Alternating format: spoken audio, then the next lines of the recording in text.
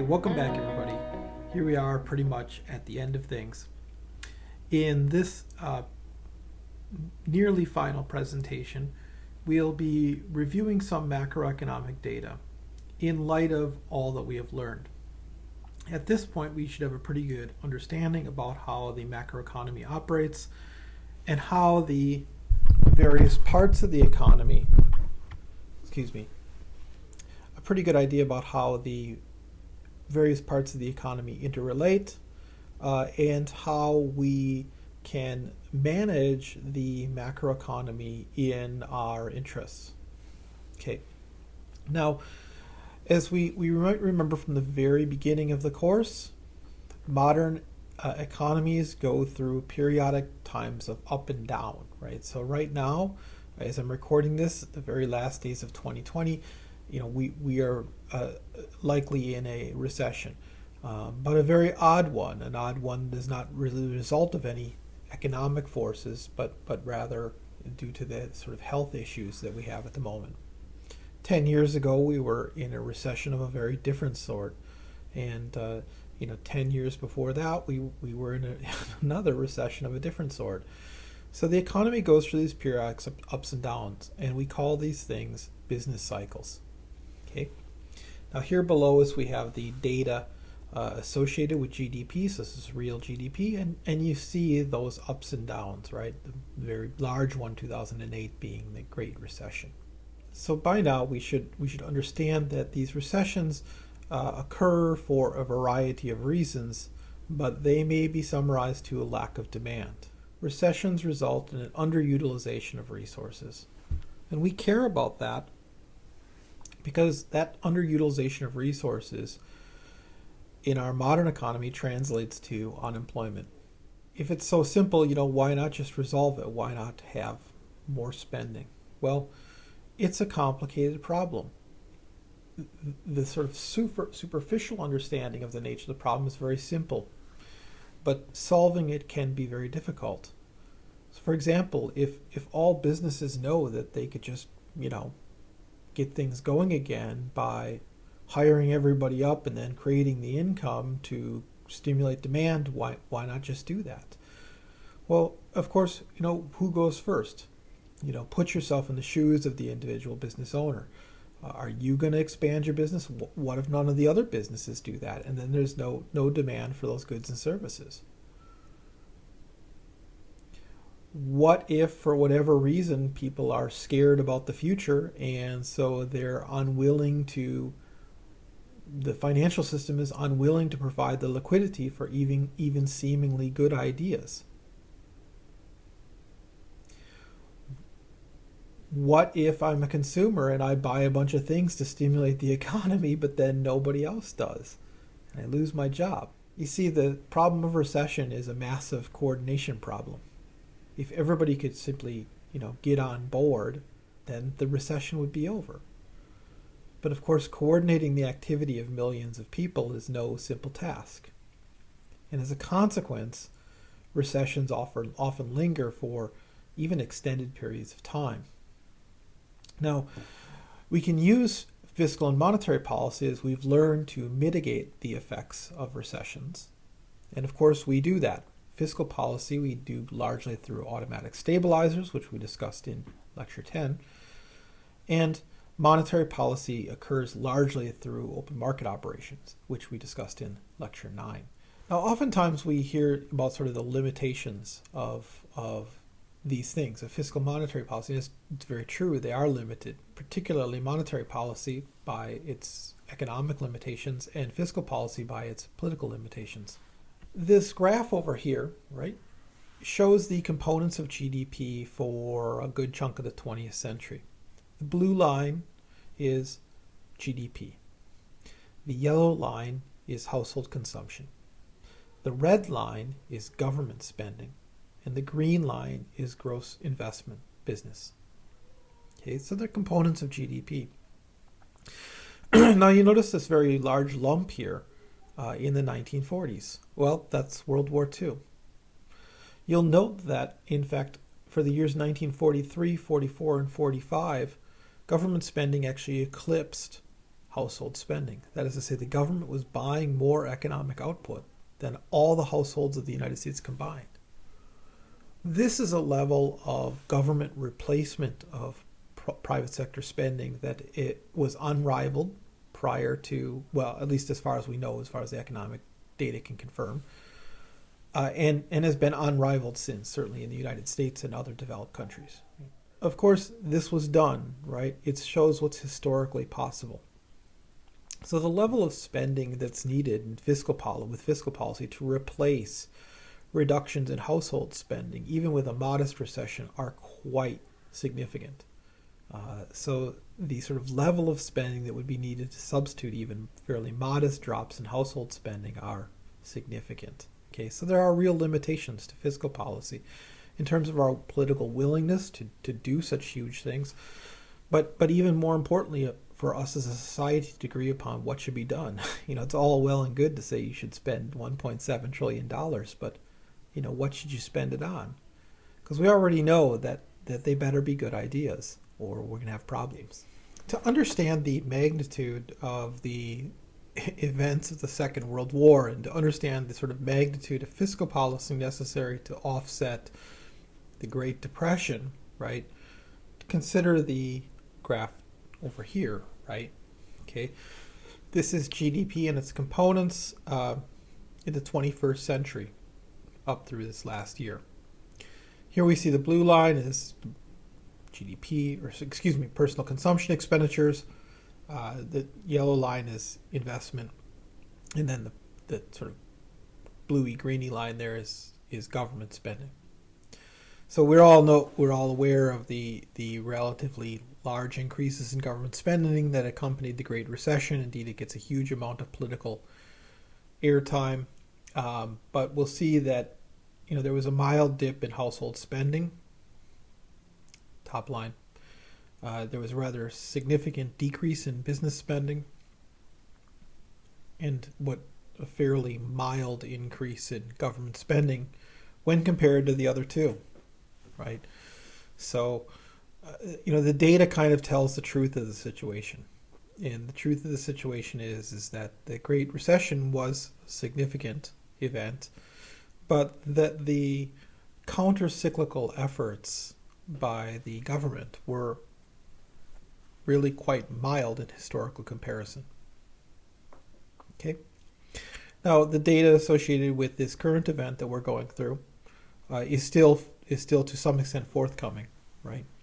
A year from now, we'll have a really good picture about what sort of that looked like and what really happened during this sort of COVID crisis that we're in the middle of at this point. And that data will tell the truth.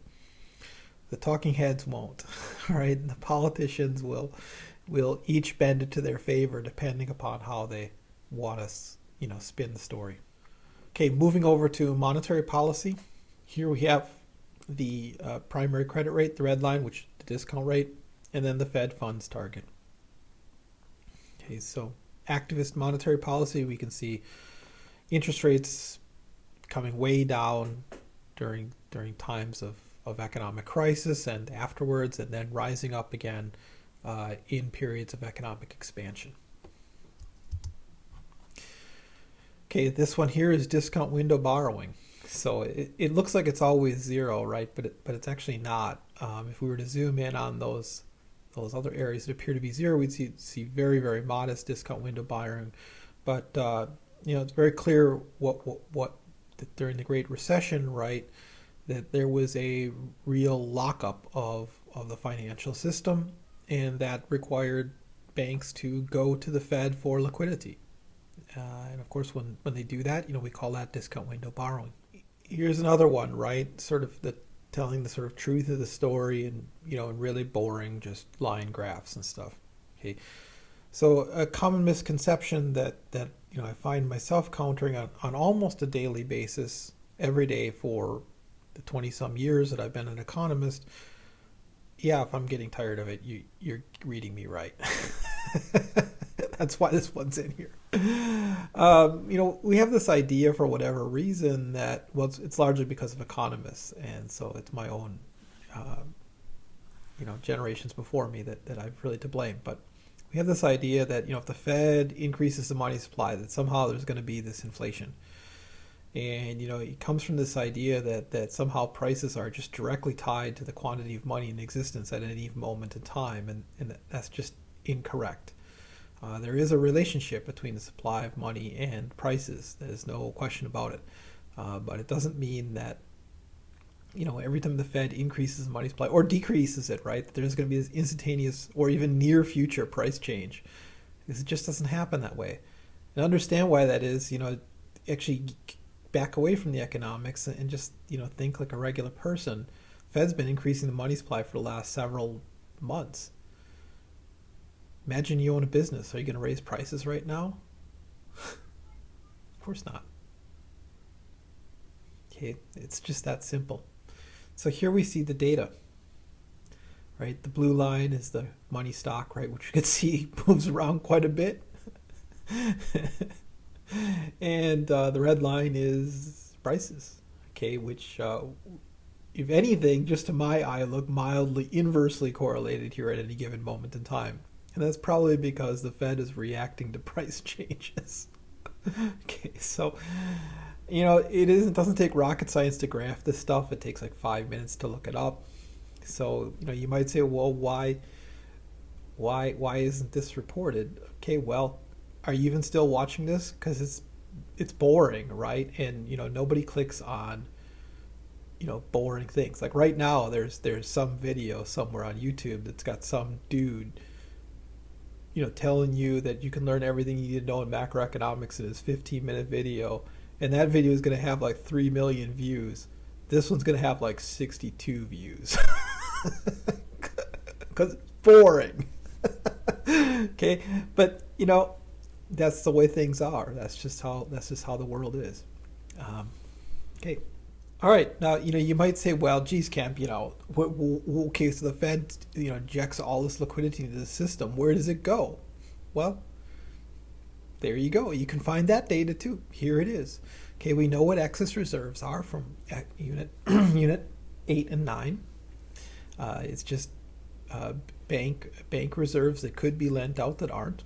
Okay, well, here's the data on that. Okay, now again, it looks like it's zero for like the years 2002 to 2000. No, it's not zero.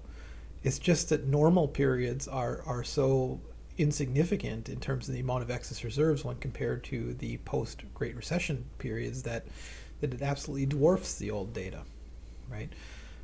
So there it is, right? So what is that number, right? That's millions of dollars, right? So that number 2.4, right? 24000, that's millions. So add 6 zeros to the end of that. So that's billions. That's trillions. Oh my gosh, right? So you're talking just incredible amounts of liquidity sort of just sitting around in the financial system as of 2014. Now, it's come down since then, and of course in the last year it's gone back up. But again, there it is, right? So just because the Fed puts it out there doesn't mean that it creates inflation.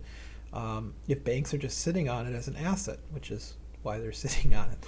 Okay, so coming to the end of things, what does the whole story tell us? One thing it tells us first is the economy is a managed thing, right? We, as I said in the very first lecture, we're often given the impression that the macroeconomy is something like weather. A recession's coming, put on your warm coats or whatever. Nothing we can do about it. That's just not correct. The macroeconomy is very much a managed process, and it is instituted along our preferences, right? So the sort of rules and structure of the economy, who gets what, it's all, based upon preferences. How long we tolerate a recession, what we do to mitigate a recession, right? It's on us, right? It's on us. But of course, it requires us to ask us about, as a collective, as a society, how are we going to resolve these problems? That's not an easy thing to do, because now you're talking about politics. People have different ideas about how we should solve problems. People may feel, well, those people, they messed up things on their own, so why should we fix it for them? Okay, that's a common refrain in politics. Now, there's a lot of hostility to that, right? There's a lot of hostility to the idea that we're going to use social resources to redistribute assets around the economy. And it's a serious issue, right? It's no joke. It's not,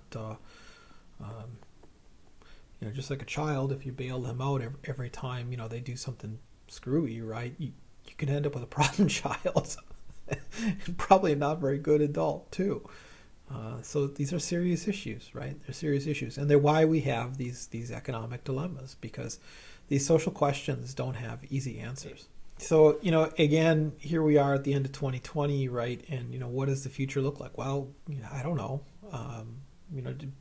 So over here, right, are just a few of the issues that are kind of kicking around, economic issues, I should say. There are a lot of other social issues that, we're not really going to talk about here because it's not a sociology class, but economic issues, there are a whole ton of them kicking around right now. And, like I said, here's a sort of a short list. What are we going to do about it, right? Now people will tell you that, talking heads will tell you, well, this is good and this is bad and so on and so forth. And I don't want to say there's no truth to that, right? There are some things economically speaking that are more problematic than others. But you should remember it's all about us, right? What as a society, right? So what do we want, right? It's not about the economy, it's about the people. The economy is there for the people, not the other way around. Okay, so we make it how we want. And if you're thinking like, well, I'm just not going to, okay, well then somebody else is going to make it for you the way they want. It's as simple as that. I guess I'll leave it to you there. There'll be one more video in this series, but I think that's good for now. Take care, everybody.